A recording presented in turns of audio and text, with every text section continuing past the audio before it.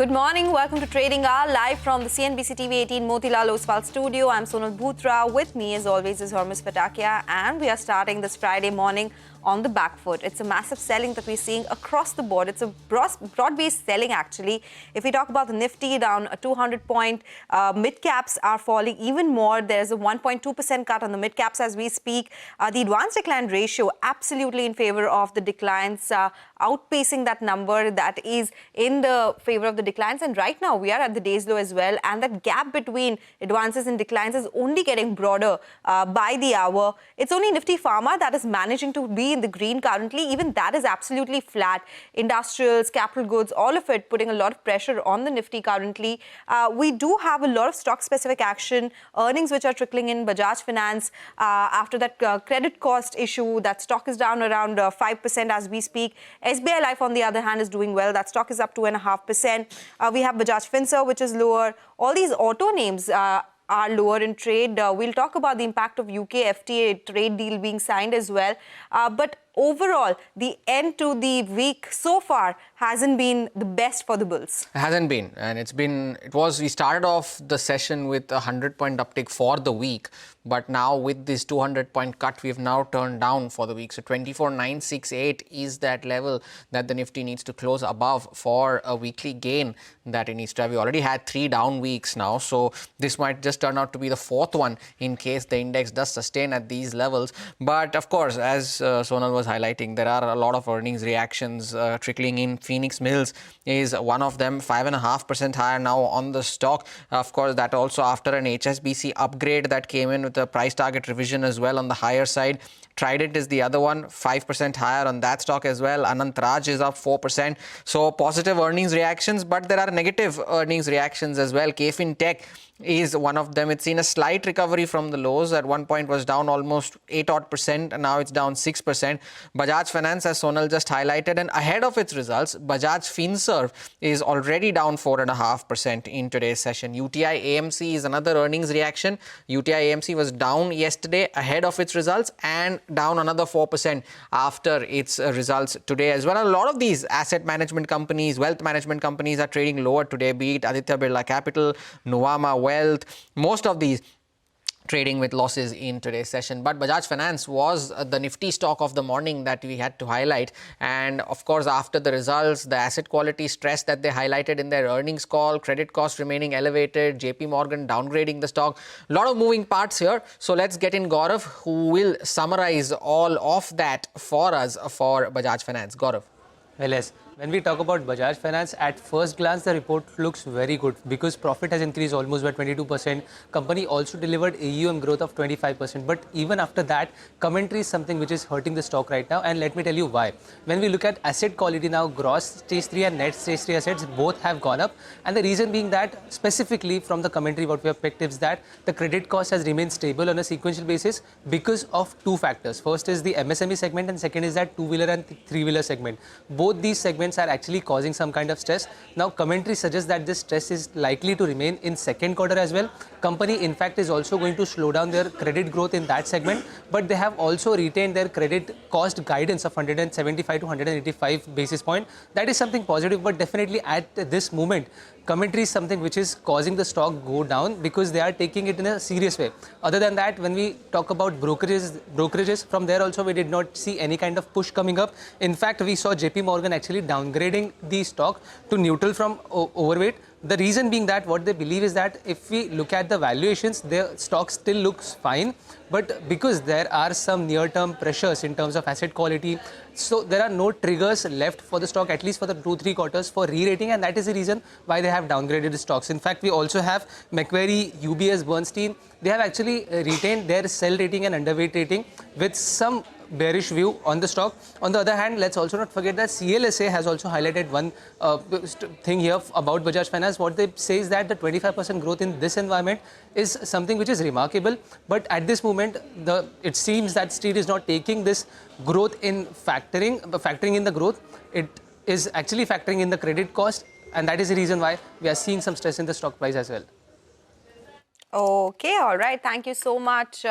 Gaurav for joining in and telling us what we saw with Bajaj Finance's results this time around. IEX was one stock which was definitely in focus yesterday. A big fall is what we saw yesterday because of those coupling rules being notified by CERC and being approved by the regulatory body as well. The stock, though, has seen a recovery today. It's up around 7.5%. We'll talk about that in greater detail as well. We spoke about to the IEX management as well. But if we look at the markets yet again, because there have been a lot of movers in the mid-cap space in particular, Tatva Chintan Pharma, for instance, that is one stock that should come up for you on the screen. That one is up 16% on the back of goods said. After quarters of weakness, there has been some recovery there. But we are talking about IEX. That continues to be our focus point. Vivek, tell us more. Well, that's right. So IEX yesterday clearly grabbed all the headlines, almost a 28% downtake yesterday, trading, one of the steepest falls in the history. Delivery volumes there were quite large as well, indicating that it was actually cash-based selling that was happening as far as IEX was concerned. Now, two things to remember as far as technicals of the stock are concerned. Number one, yesterday as well as today, the stock is in the F&O band. So cannot take any new fresh F&O positions. So fresh longs and fresh shorts cannot be initiated on IEX.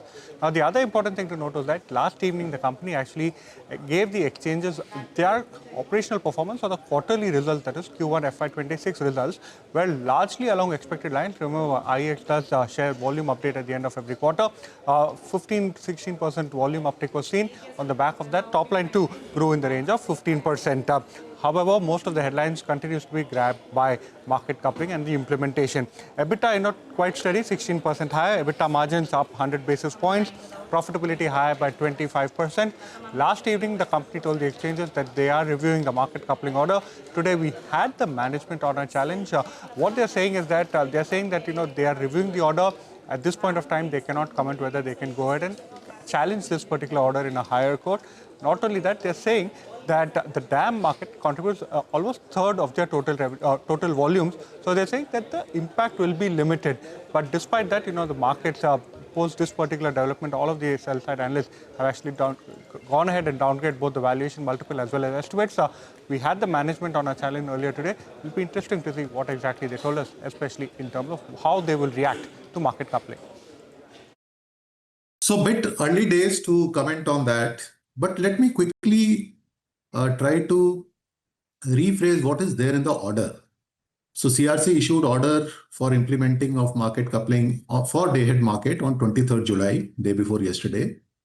And it talks about initiating the process of market coupling for day-ahead market. There are a few more elements in this order where they said that due to shorter time frame available for bid submission in real-time market, and also because of other operational complexities, coupling of real-time market will be considered at a later stage. So yes, there is going to be some impact on our business for sure.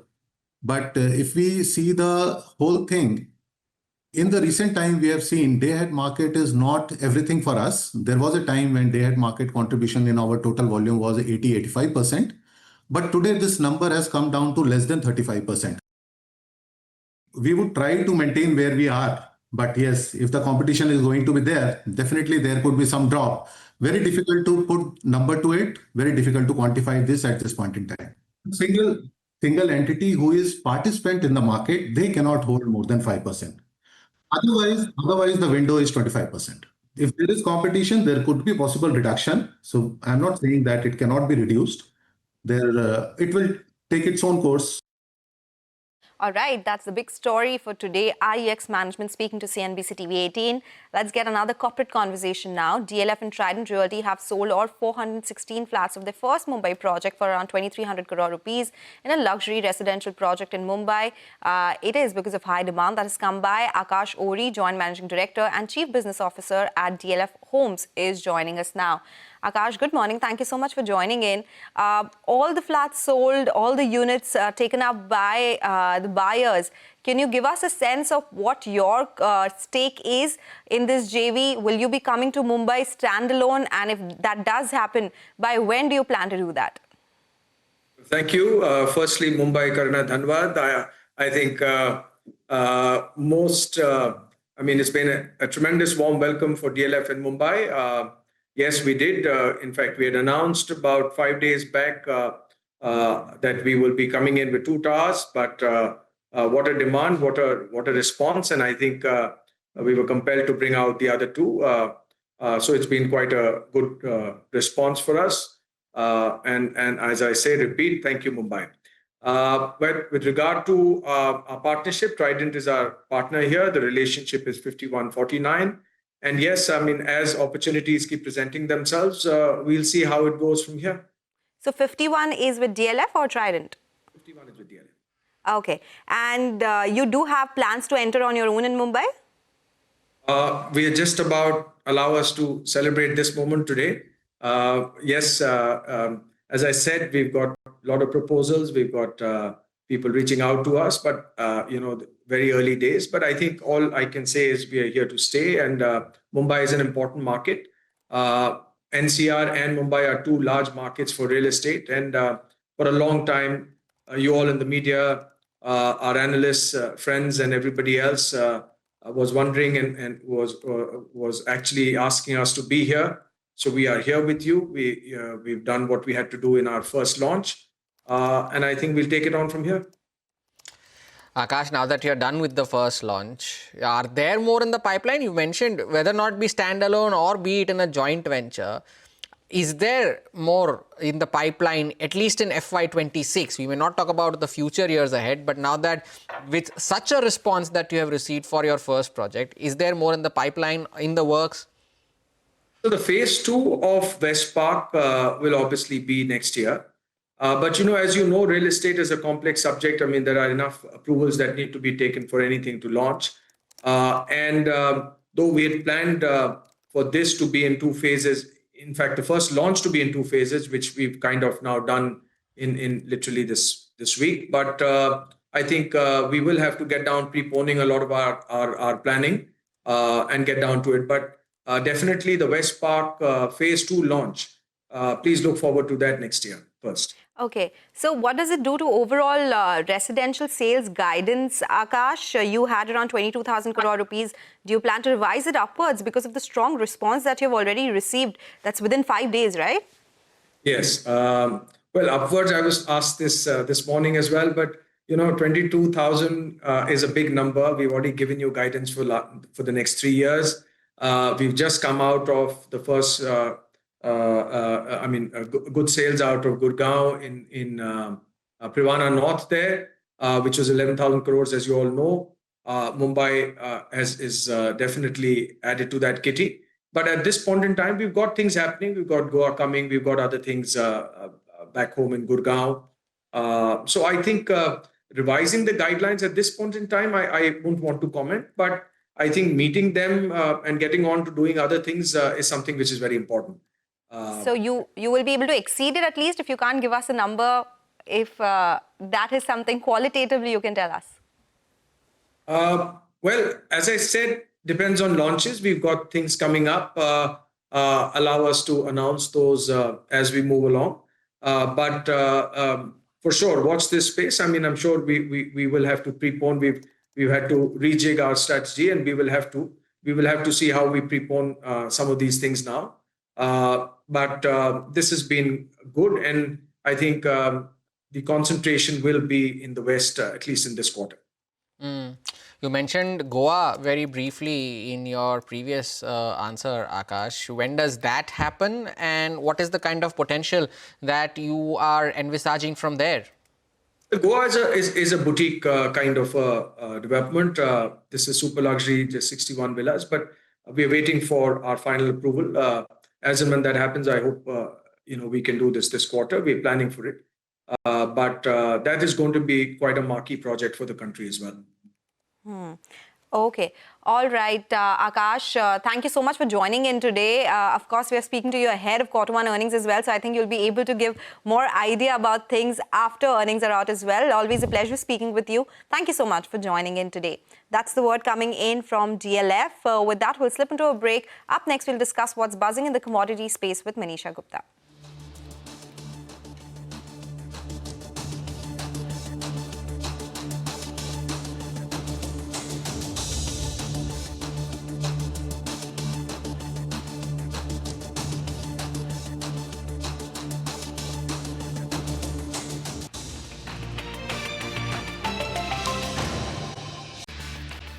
Welcome back. Still below 24,900 is where the index lies, a cut of 180 points. The sensex also down 550.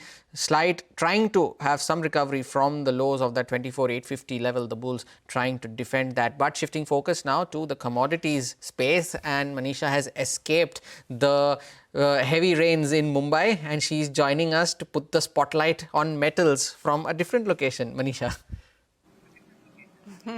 Well, yes, escaping Mumbai rains right now, but not for too long, clearly. The last day of the week has seen most of the commodity prices gain up. So whether you look at energy, metals, all of that is trading on the positive side. But I do want to focus on silver and copper, because this week has been all about these two commodities. You have the silver prices trading above $39 an ounce. And in the Indian markets, the silver is trading at an all-time high at very close to 1,17,000 rupees a kg thereabouts. When it comes to copper, well, the U.S. copper prices are trading at a record highs. We've seen $5.9 a pound in the overnight markets there, and that is because the global scenario really seems to be changing. If you look at the dollar index, we're trading at 3-week lows onto that one. The risk appetite has strengthened in the global markets as well. There is progress about trade negotiations with U.S. for most of the trading partners. We do hear that the U.S. and China trade conversation could extend beyond second week of August as well. The US, European Union seem closer to a deal. Even for Japan, for that matter, we seem to have seen that tariff lower from 25 to 15%. So that means that you would be looking at more demand coming in from various these economies for metals, and that has been supportive. Also, China pushing for auto, for infrastructure, for manufacturing and electric equipment has been supportive for both these green energy metals, which is silver and copper itself. I also want to talk to you about the US Fed meeting, which is in the next week, where the markets are anticipating that we would not see an interest rate cut, but there is now a 70% probability of a rate cut coming in for the month of September. That also seems to be keeping many of these metals in good favor there. And finally, let me take you through on what we've done in the past 1 month when it comes to both of these metals. So while silver prices have gained up by 7% in the month of July, you have copper prices up by 14%. But when you look at the last 12 months, we've seen both silver and copper gain anywhere between 40 to 42%. So very strong gains continuing in both of these metals. All right, take that point. Thank you so much, Manisha, for joining us with those details and what's happening in the commodity space. Let's slip into a break. When we come back, we'll discuss market technicals with Mitesh Thakkar and also discuss their top trading bets.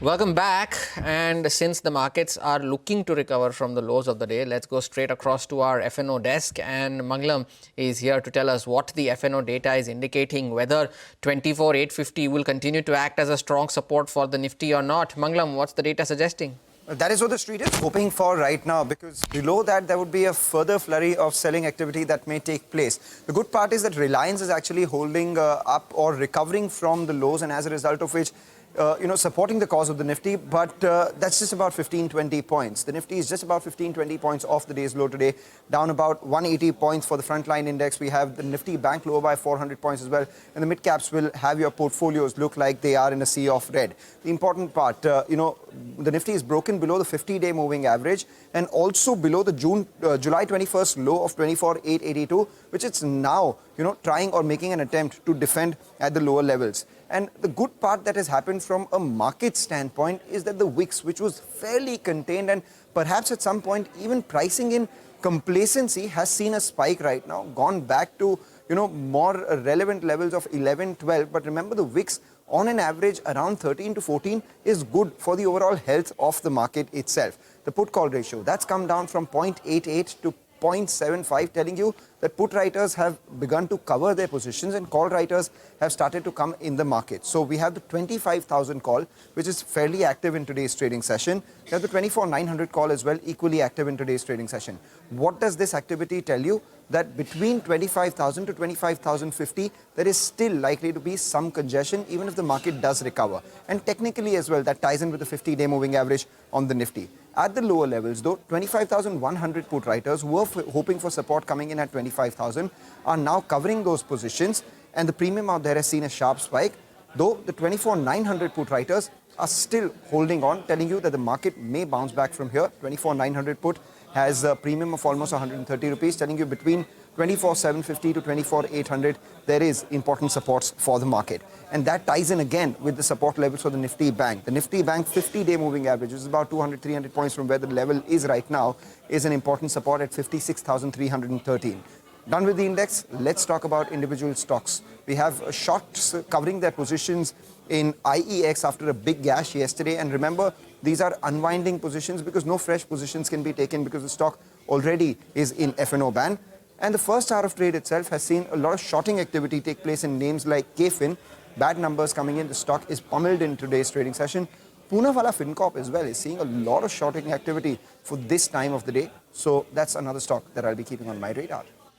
Interesting names there. Mangalam, thank you for that update. And the bulls would definitely be hoping that 24,850 does sustain on the downside. We did make a brief move below that level. 24,844 is the intraday low that the Nifty has made. And it has since then recovered around about 40 points from those levels. Just before we go to Mitesh, you pull up Force Motors. Was one of the big movers this week, was up yesterday as well.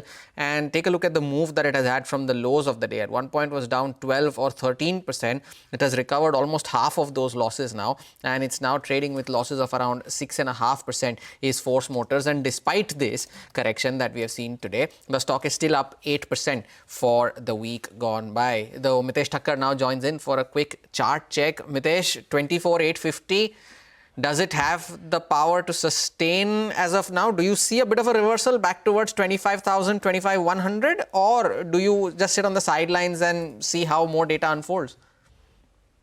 Good afternoon. So actually, I have a slightly negative kind of view. One, for me, the key moving averages are placed around 24,930, 900 zones, and we are trading below that. So assuming in case we close below that, then I think it will be a negative. Also is the fact that today was a gap down opening. Yesterday's low was around 25,018 and today we got a high of 25,010. So there's 8-9 point kinds of a minor gap over there. But a gap down typically will suggest, slightly higher chances of this decline continuing. So till the gap is being filled, which is, till we start getting past 25,020 again, in the short term, I would not turn positive. And if we get a closing below this 24,900 zones, good chance that we are looking at levels just below 24,600, 24,550 zone, thereabouts. So the setup for me is slightly on the negative side. And as I said, I think, till we get past 25,020, I'll maintain this kind of a view. On the stock side, I have a Bharat Forge, which is a sell or a negative call. Keep a stop at about levels of 1211 and look for a target of around 1160. While Bharti, surprisingly, in a weak market, is performing very well. So a buy here with a stop at about 1929 and a target of 1990 to 2000 can be looked at. Okay, all right. Take that point. Yes, Bharti Airtel at the day's high in a market like this. Thank you so much, Mitesh, for joining us as always. We'll slip into another break. When we come back, we'll discuss market fundamentals with Ajit Banerjee, President and Chief Investment Officer at Shriram Life Insurance.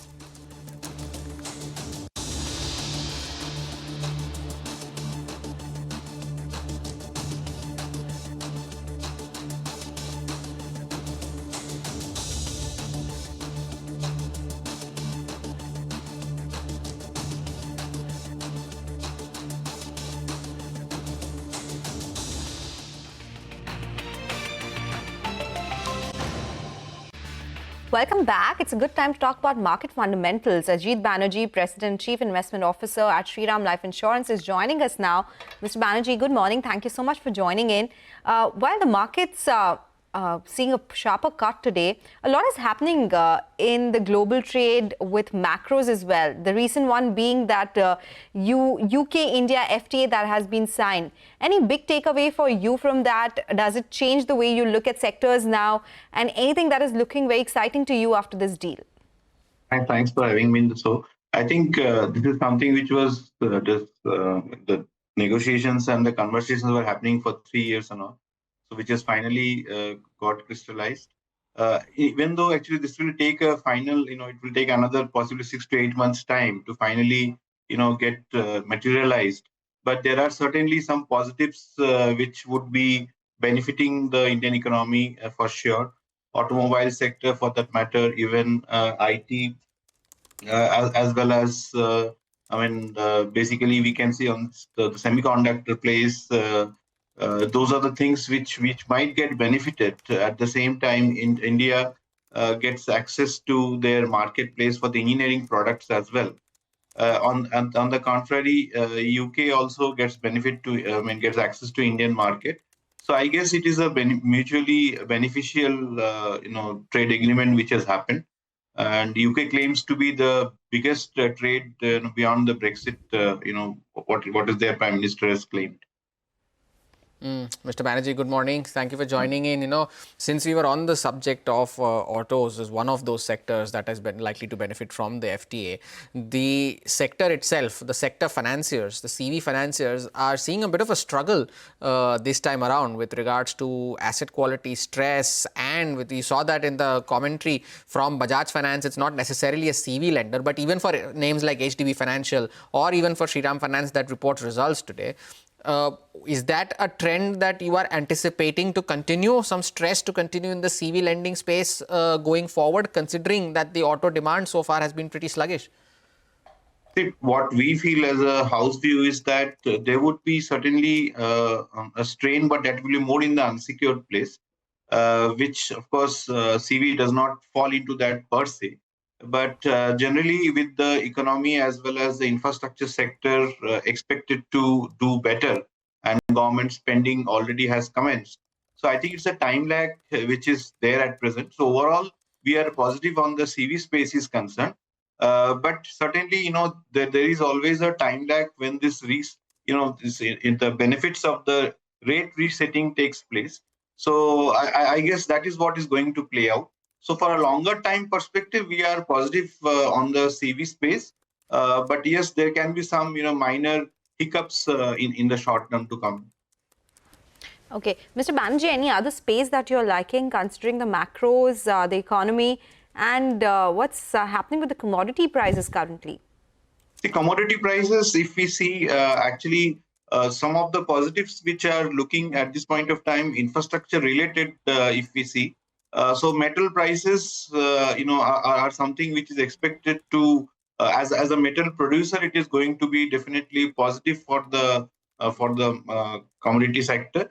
But as a metal consumer, consuming companies, definitely the cost might go up or expected to go up for a while. Even auto companies are also facing the brunt for that because they're a consumer of the metal sector for that matter. But at the same time, with the infrastructure push happening, at the same time, if the trade, the trade agreement between US and China is on, get settles on amicable terms or on, win-win situation terms, then at the same time, the fear of dumping which can happen from China to India and other emerging markets can get thwarted, and that's positive for India. In any case, we are seeing that the overall consumption led growth has to also increase.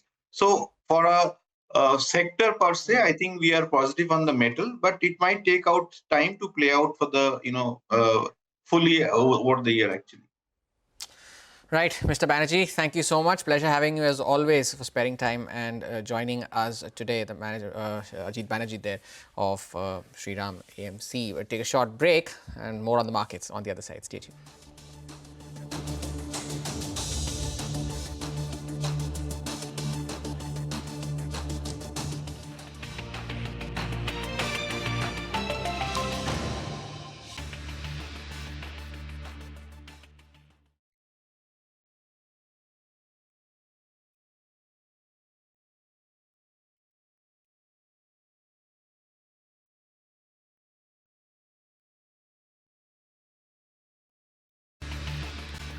Welcome back. Now, the much-awaited India-UK Free Trade Agreement has been signed. It's been in the works for over 3 years, with talks starting in January of 2022. The UK has seen 4 prime ministers since then. Now, Prime Minister Narendra Modi said that there may be a swing and a miss, but India will always play with a straight bat.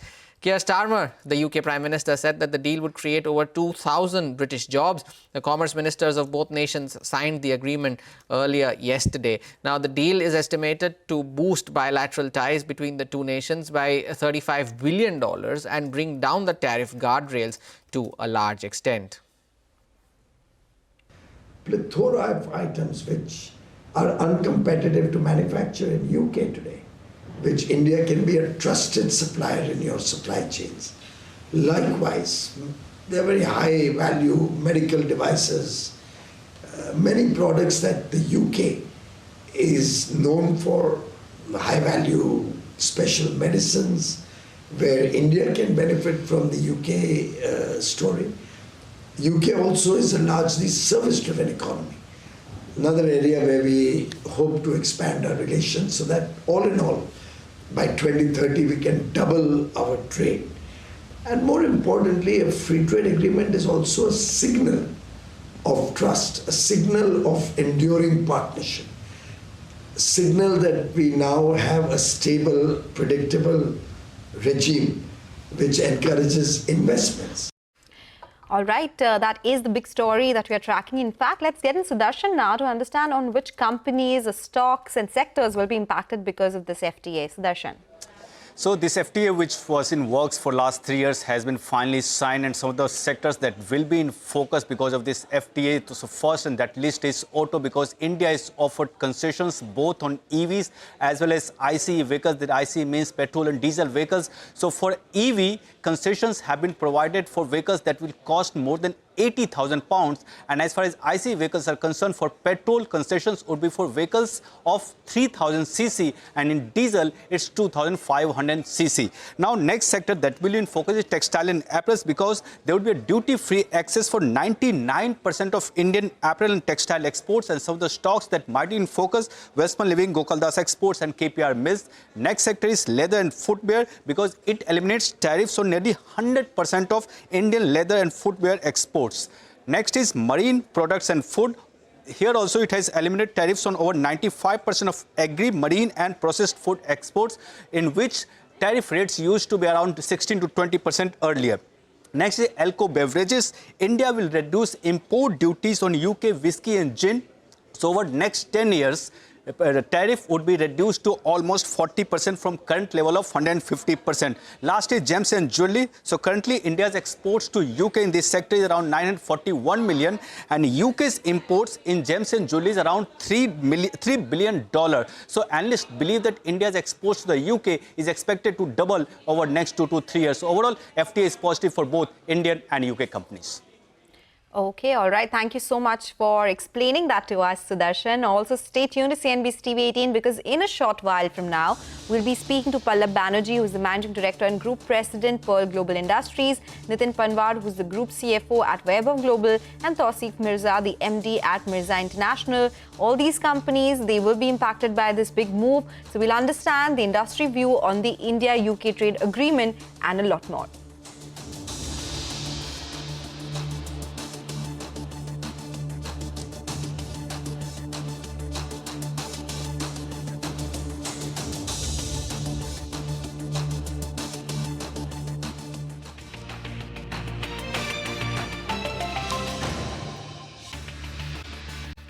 Welcome back. You're still tuned into Trading Hour. Well, Capgemini has acquired WNS for a total cash consideration of $3.3 billion. So let's talk about this. We are now joined by Mr. Keshav R. Murugesh, Group CEO of WNS, to take a few questions about this acquisition. Mr. Murugesh, good morning. Thank you so much for joining us today. You know, you've led WNS through multiple industry cycles since 2015. What made you decide that this was the right moment to sell the company to Capgemini? As far as the Capgemini transaction is concerned, it is just an acceptance of an offer at this point in time. We are both working through the approval process, which will take a number of months. Until then, we will operate as two independent entities, and in many deals even compete in the marketplace. So I just want to make that clear. Having said that, we've seen a number of changes in the traditional BPM model across the years, starting with the wage arbitrage models to value beyond cost, to digital transformation, and now the most exciting phase of AI and Gen AI. And personally, I'm extremely positive and excited about this new phase because this is actually going to create completely new models in the traditional GBS world, and companies, therefore, that lead in terms of leveraging AI and Gen AI to do good for their end customers are going to be the market leaders of the long term. So while WNS continues to do extremely well, in fact, we just announced results today, and our Q1 results show 3% sequential growth and solid metrics on all fronts. And I think it is at this point in time when both companies are actually doing very well that both of us have met, understood where the opportunity of the market is in terms of the long-term creation of a new model around intelligent operations, where we move away from the traditional enterprise automation to much more enterprise reinvention. So this is not a coming together of two companies that are just going to leverage the talent forces. It's going to be a coming together of two companies where one will provide the might of scale, of balance sheet, of potential for investment in AI, Gen AI, technology, automation, cloud, and things like that, and a market force of 50 countries, and the other providing high growth, high visibility, traditional, domain-based operations rigor. The combination of all of this will be a unique new force multiplier in the marketplace, which will be around intelligent operations. And we believe that while on standalone basis, one can continue like this for maybe a year or two, the longer term, the way AI and Gen AI will evolve, this is the model to create, to do the best for not just our clients, our investors, but also for our employees. And that's the reason why we decided to come together. So, Mr. Burgesh, you are saying that the traditional business model that exists today would have been fine for the next 1 or 2 years. And so if WNS had chosen to remain independent, what would be necessary for you to compete effectively in a landscape that is transformed by AI? What would be the kind of investment you would need? Today, all of us are making investments in the AI, Gen AI, the field. Right? But what is being seen in terms of changes and the speed of change being driven by AI and Gen AI is the need for much larger, much more massive investments. So if you look at some of the US companies, you look at some of the pronouncements coming out from OpenAI, Google, Amazon, Microsoft, the investment quota that is being put into these models are running into billions of dollars, right? Can a smaller standalone, BPM player that needs to make this huge transformation for the benefit of their customers over the next 5-10 years, make those investments is where you have to place your bets. So it's in jeopardy only for the smaller to medium-sized companies, given the kind of investments. Do you have a number in mind for WNS? For instance, if they had to remain independent, what would be the amount? Is it 1 billion or is it 2 billion or even more than that? Well, your guess is as good as mine, because what we are trying to guess about is an evolving movement of where AI and Gen AI will move, how quickly it will scale, what will be the new disruption arriving out of those models, and as a result, how will public companies with smaller balance sheets have to make investments in order to be relevant in the longer term, right? Look, finally, technology and ops is really coming together, right? A lot of us have spoken about the evolution of this model for a long time. But finally, we are seeing that the decision maker on the other side is starting to come together.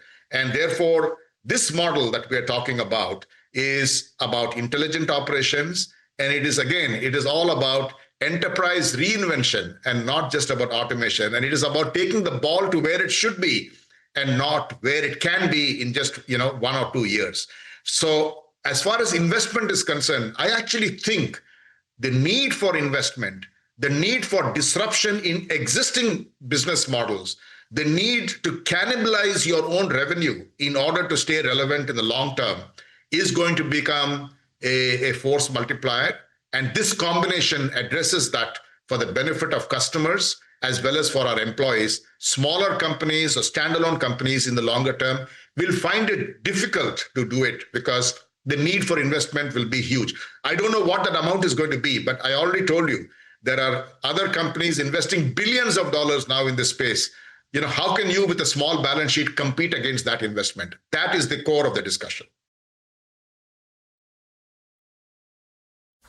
All right, Mr. Murugesh, thank you so much for joining in and taking us through this rationale for Capgemini's acquisition of WNS. By the way, some flashes on your screen. Rani Kapoor, the mother of late Sanjay Kapoor, has written to the board of Sona BLW, and she has sought deferment of the AGM of the company that was supposed to be held today, which is on the 25th of July. And she has alleged coercion and misuse of documents, and she's also said that she was approached multiple times and compelled to sign various documents without explanation. Now, the letter which has been accessed by CNBC-TV18, that also mentions that the contents of the documents were never revealed to her, and the fact that she has been totally denied access to her accounts. And this is the letter that Rani Kapoor, the mother of late Sanjay Kapoor, has written to the board of Sona BLW. We'll keep tracking these developments as the day goes by. For now, the stock 1.5% lower, seeing some bit of choppy moves after this revelation. But we take your leave on this edition of Trading Hour. From Sonal and me, thank you so much for watching. We leave you with the index at the lowest point of the day. Halftime report on the other side.